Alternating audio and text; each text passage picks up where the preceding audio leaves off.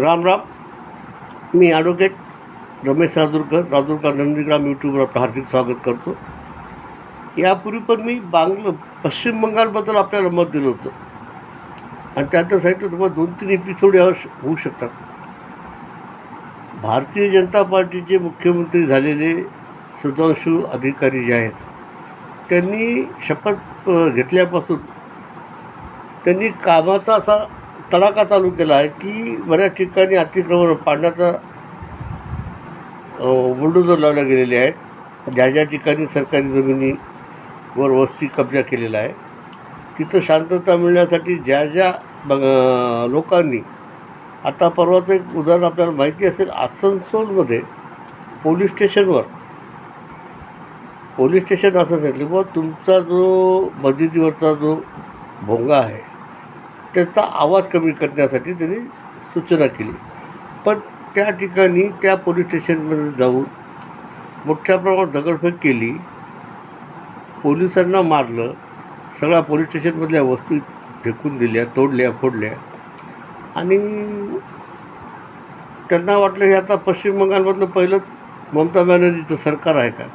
पण त्यानंतर इतक्या मोठ्या प्रमाणावर धरपकड झालेली आहे आणि SRP जेव्हा लावल्या जाते तर त्यामध्ये ते जे SRPचे जवान असतात ते कोण आहे काय काहीच पाहत नाहीत, सगळ्यांची पूजा करतात काठीनं. तशी पूजा त्या आसनसोलमध्ये झाली. मस्ती करताना वाटलं नाही, पण जेव्हा SRPनं तिथं कब्जा करून त्या ठिकाणी त्या लोकांना पकडलं तेव्हा त्यांना लक्षात आलं की भारतामध्ये कायदा हातात घेण्यासाठी फार लवकर तयार होतात, पण कायद्याची जेव्हा हिला सुरू होतो तो महाभयंकर असतो. आज पूर्ण पश्चिम बंगालमध्ये जे आजपर्यंत गुंडगिरी करत होते त्यांचा सगळ्यांचा हिशोब केला जातो आहे आणि चांगल्या प्रमाणात निर्णय हे मुख्यमंत्री घेत आहेत आणि त्यांच्या मागं गृहमंत्री अमित शहा आहेत, उत्तर प्रदेशचे जे आपले योगी आदित्यनाथ आहेत, त्यांनी जो आजपर्यंत काम केलं आहे हे त्यांच्यासमोर उदाहरण आहे की कायदा सुव्यवस्था ठेवून राज्यकारभार कसा चालवता येतो. याचा आज हेमंत विश्वा आहेत आसामचे मुख्यमंत्री, योगी आदित्यनाथ आहेत उत्तर प्रदेशचे मुख्यमंत्री आणि उत्तराखंडचे मुख्यमंत्री यांनी ज्याप्रमाणे बंगाली लोक, परदेशी लोक ज्या ठिकाणी वस्ती करून राहिले त्या वस्त्या रिकाम्या केल्या आहेत. त्या ठिकाणी त्यांनी बुलडोजर लावून तिथं जे काही काम केलं होतं, त्यांनी शेड वगैरे ठेवले होते सगळे, ते पाडायचं काम सुरू केलेलं आहे. त्यामुळं बांगलादेश आणि रोहिंग्या लोकांना कळालं की आपल्याला या ठिकाणी आता राहण्यात अर्थ नाही आहे, म्हणून मोठ्या प्रमाणात ते लोक आता पलायन करत आहेत आणि जे लोक राहिलेले आहेत त्या लोकांना लवकरच या वर्षाच्या एंडपर्यंत भारतातून त्यांना काढल्या जाईल. पश्चिम बंगालमध्ये भारतीय जनता पक्षाचं सरकार येण्यामुळं पश्चिम बंगालमधली जी जनता खुश झालेली आहे, सर्वसामान्य माणूस, महिला असो, मुलं असो, मुली असो, वृद्ध असो, हे सगळेजण रस्त्यावर येऊन आनंदोत्सव साजरा करत आहेत, जय श्रीरामचे नारे लागतात आणि 15 दिवस या लोकांनी 15 वर्ष त्या लोकांनी खूप त्रास भोगलेला आहे की त्या ठिकाणी ममता बानूनं अतिरेक केला होता, त्या पक्षाच्या कार्यकर्त्यांनी कहर केला होता. त्याचा परिणाम म्हणून असा झाला की आज भारतीय जनता पार्टीचं पश्चिम बंगालमध्ये सरकार आलेलं आहे आणि ते जनतेसाठी चांगलं काम करते. त्या निवडणूक आहे आता त्या भागामध्ये कोणता तरी तो जहांगीर म्हणून जो तिथलचा आमदार होता त्याने धमकी दिली होती, एक SP आहेत उत्तर प्रदेशमधून गेलेले, की 4 तारखेच्या निवडणूक आम्ही पाहून घेतो. त्यांनी त्यांच्या बूथवर काय केलं की जे इलेक्ट्रॉनिक मशीन होती मतदानाची त्यावर चिकटपट्टी लावून टाकली BJPच्या चिन्हावर की त्या ठिकाणी कोणी मतच टाकू नये म्हणून इलेक्शन कमिशननं ती पुन्हा निवडणूक डिक्लेअर केलेली आहे आणि ती 21 मेला होणार आहे. तर त्यावेळेला जो अजित पाल नावाचे जे एस पी होते त्यांनी जहांगीरच्या घरासमोर जाऊन सांगितलं होतं, कायदे में रहोगे फायदे में रहोगे, नहीं अगर सुधरे तो माफी भी मांगे तो नहीं मिलेंगी, नाही छोडेंगे. अशा प्रकारचा जर त्यांनी डायलॉग मारला होता, तो डायलॉग आता 21 मेला 100% लक्षात येईल. कारण का हा जहांगीर जो आहे तो BJP सरकार आल्यापासून अंडरग्राऊंड झालेला आहे.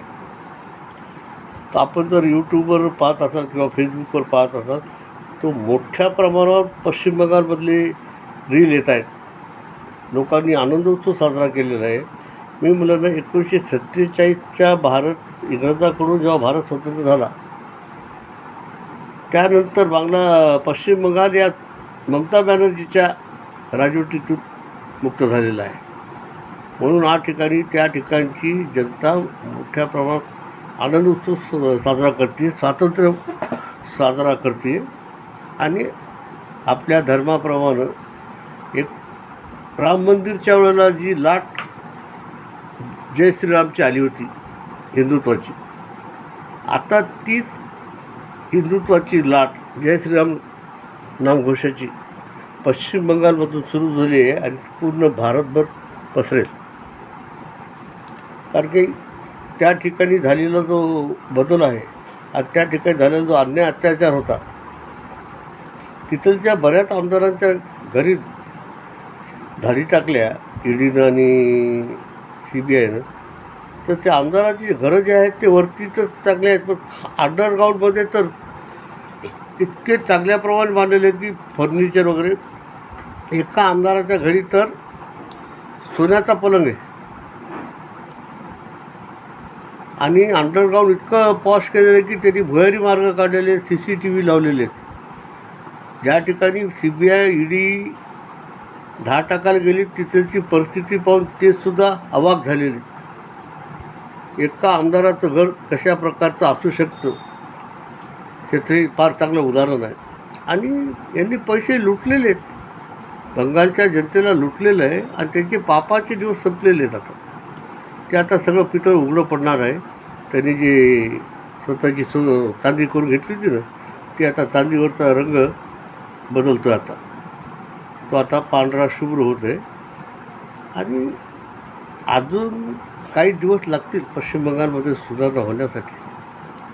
कारण काय 8 दिवस झालेले आहेत, तरी पण 8 दिवसांनी खूप चांगले निर्णय घेतलेले आहेत. आणि पश्चिम बंगालमधल्या लोकांनी साथ दिल्यानंतर पश्चिम बंगालमध्ये उद्योग निर्माण होणं ही काळाची गरज आहे. कारण त्या ठिकाणी इकॉनॉमी फार मातीला मिळालेली आहे. लोकांना तिथं रोजगारच राहिला नाही आणि त्या राज्यामध्ये एकही इंडस्ट्री टिकली नाही आहे.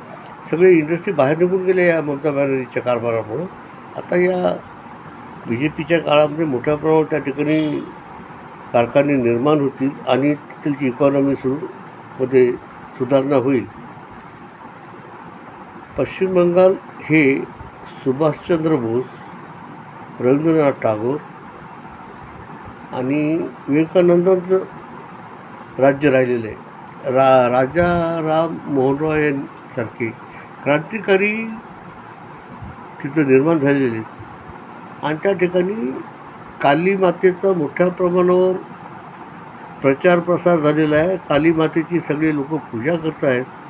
त्या भगवतीनं हा बदल घडवून आणलेला आहे आणि तो पश्चिम बंगालमधल्या जनतेला खूप फायदेशीर ठरणार आहे आणि त्या राज्याची प्रगती होणार आहे. आपण यावर अजूनही लक्ष ठेवू की BJPचा अजून 8-15 दिवसात काय निर्णय होतात. त्याबाबत मी पुन्हा तुम्हाला माहिती देईल. मी आपल्यासोबत माझी मत व्यक्त केलं आहे. आपण आपलं मत माझ्या कॉमेंट बॉक्समध्ये द्या. जय श्रीराम.